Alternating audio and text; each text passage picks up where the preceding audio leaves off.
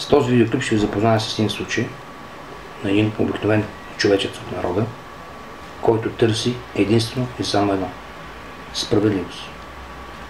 Справедливост за отнетата негова чест, за отнетото негово достоинство, за отнетите негови човешки и граждански права. Повече от 6 месеца по неговия случай прокуратурата още не се е произнесла. Разследващият полицай е искал още срок да се удължи предварителното производство поради обстоятелства, които нас не са неизвестни. Колко време е необходимо в България с един случай, който не е толкова сложен от фактическа гледна точка, да бъде приключен? Защо в България продължаваме да работим така, както работихме по времето на комунизма? Защо нещата се протакват, изчакват, за да не се случи нещо, което да наложи прекратяване или приключване на един случай? Благодаря за вниманието. Гледайте и слушайте, за да знаете.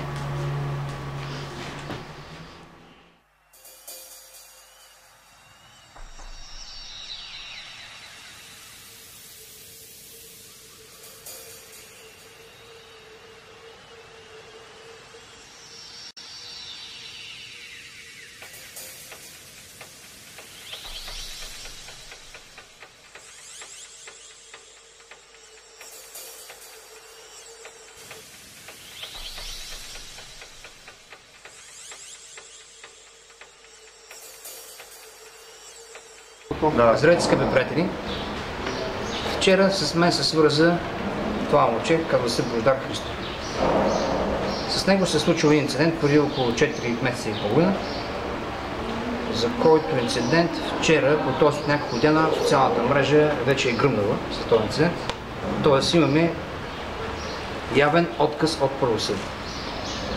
От 4 месеца и половина той е подал жалба в Федерална прокуратура за извършен побой над него на обществено място с особена дързост и цинизъм от лице, което аз лично го познавам и съм в много добри взаимоотношения, но не мога да подмина този случай, тъй като аз съм човек, който се бори за справедливост, тази справедливост, която беше отнемана години наред от всички нас. Нека Бождар да ви каже за какво става въпрос. На 25 януари тая година с моята съпруга и едно приятелско семейство посетихме Механа. Да.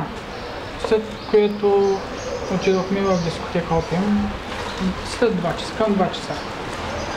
И по време на престояне в дискотеката мина половин час и лицето Валентин Симеонов, което беше до мен на съседно се паре, тръгна срещу мен, прикликна с крак, удари ме в коляното и след това Сюмрук ми удари в лицето. И аз веднага отидох в тоалетната, заключих се, обадих се на 112 на операторите да викнат полицай дежурен екип, след което веднага се позоваха на това обаждане. Записаха имената на свидетелите, разказаха какво се е случило и така се тръгнаха, започнаха мъките до ден днешен.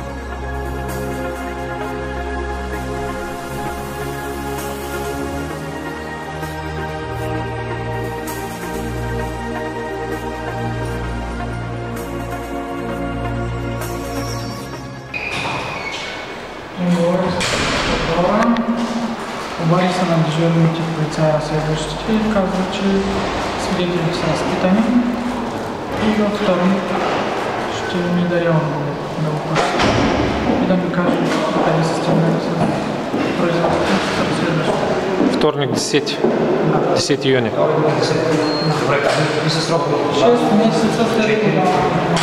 6 месеца, продължение на 6 месеца. Вторник пак сме тук. Точно пак.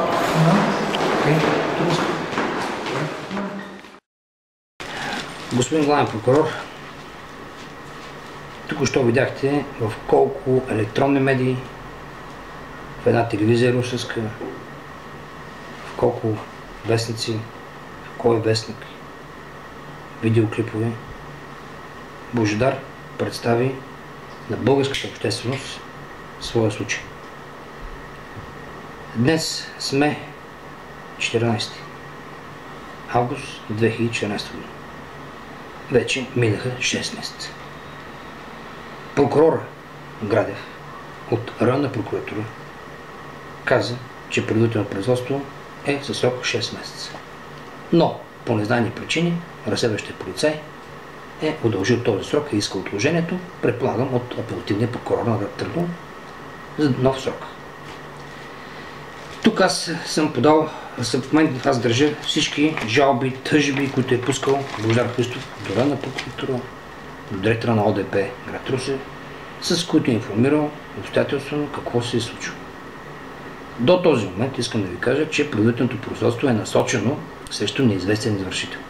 Тоест лицето Валентин Стоянов, Симеонов, Ларсона е намерило 5 човека свидетели, с които те потвърждават, че той не е бил в този ден, в този час в дискотека Опиум. С което естествено лъже свидетелствата. И това много лесно може да бъде проверено, ще ви кажа как. На всеки един от тези свидетели, които са свидетели на извършителя на това тежко за мен престъпление, което се характеризира с особена дръзост и цинизъм, извършено на публично место, пред десетки погледи на десетки посетители на дискотека Опиум. Те лъжесвидетелстват, че той е бил по този ден в София. Ето ще ви кажа един прост пример. Техните само GSM се вземат в този ден, в този час, те къде са били. И ще лъсне всичко. Защо се обръщам към вас в заключението в края на този видеоклип? Обръщам се, ще ви кажа защо. Защото срещу мен по политическа поръчка се образуваха 2 дела. Обвиняван съм по 2 производства. Едното от 2005 година, другото от 2007 година. Срещу мен, за да бъда неутрализиран, за да бъда затворен моята уста, да казвам истината такава, която е, си мислят, че някои хора може да ме спрат да говоря това, което член 32 от нашата конституция ми го позволява. Тоест да говоря свободно, чрез слово и звук, всичко, което мисля. Стига тия мои мисли да не посъркават към извършване на престъпление. Тук ние, чрез всички медии, които вие видяхте, насочваме вниманието на българската общественост към едно лице, което извършва престъпление по смисъл на наказателния кодекс, а това е срещу банковото дело, като дава пари на лихви. И във всички тия сигнали и тъжби, лицето Божидар Христов категорично упоменава едно лице, на което е пресирано, тероризирано да плаща лихви на Павел Стоянов. Той вчера се е обадил и е казал на това лице: айде, вика, няма да си плащаш лихвите, които трябва да си плаща всяка седмица. Ето за това, от това негово поведение, дръзко, цинично, на този Павел, който е брат на Камеля Нейкова, говорителката на ЦИК, след неговото обаждане, дръзко и цинично, аз вземах решение да направя този клип. Господин Цацаров, в сутрешен блок на Нова ТВ преди няколко седмици, топ журналиста Сашо Тюков ви нарече мишка. Той каза, че Сотир Цацаров е мишка. Аз не мога да кажа такова нещо към вас, защото вие на мен нищо лошо не сте не свършили. Независимо, че ми подал 1, 2, 3, 4 или 5 сигнала, за които чакам да ми отговорите какво сте свършили по тях. Ще ви чакам още малко. Но искам да ви кажа следното нещо. В Русенска окръжна прокуратура и в Русенска районна прокуратура работят поръчкови прокурори, работят мишки, работят прокурори с обратна сексуална наклонност, т.е. гейчета са, които не си изпълняват служебните задължения, които са вменени от Конституцията на Република България. И затова ви моля за следното нещо. Разпоредете да се извърши проверка прокурорска, защо няма още решения по казуса Христов. Защо Русенска окръжна прокуратура или Русенска районна прокуратура не се самосезира по публикации в обществени медии за това, че лицето Павел Стоянов дава пари на лихви, което е престъпление по смисъла на наказателния кодекс. До кога прокуратурата ще бездейства? До кога прокуратурата ще насочва нейното внимание само към хора, които нямат на тях опънат политически, прокурорски или полицейски чадър?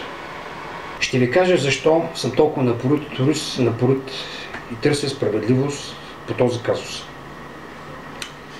Изгледайте края на този клип, който е качен в YouTube. Благодаря за вниманието.